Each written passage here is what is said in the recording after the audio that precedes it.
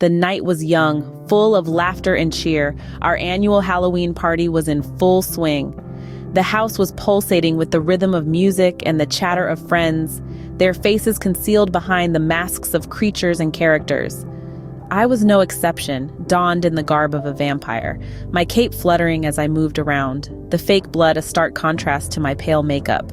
Among the crowd, I could spot my partner, dressed in casual attire, a stark contrast to the sea of costumes.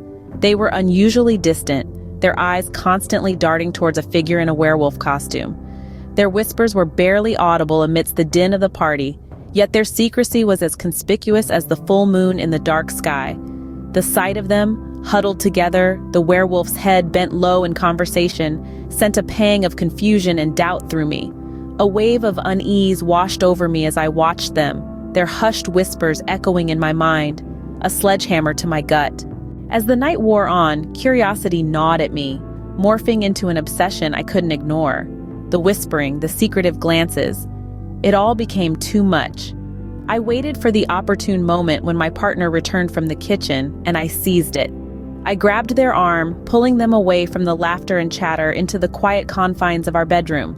The confrontation was like a storm, wild and unpredictable. Accusations took flight like sharp arrows, only to be met with roars of denial bouncing back with equal force. Then, amidst the heated argument, my partner's words hit me like a rogue wave. They felt suffocated, trapped, and the person in the werewolf costume was their breath of fresh air. Their confession was a punch to my gut, leaving me gasping for air. It felt like my world had stopped spinning. The intimacy of our years together, now just fragments of a happier past, mocked me as I stood there, speechless. The next few days were a blur, a whirlwind of tears and regret. Each dawn brought with it an ache that seemed to deepen with every passing moment.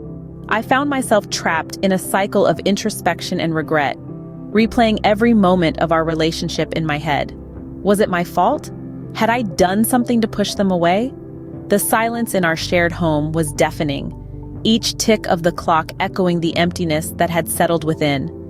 The cold, once a mere annoyance, now seemed to seep into my bones, a constant reminder of the warmth that had slipped away. Then, one evening, as I wallowed in the echo of our past, my partner sat next to me, their face a mask of guilt. The words that tumbled out of their mouth hit me like a freight train.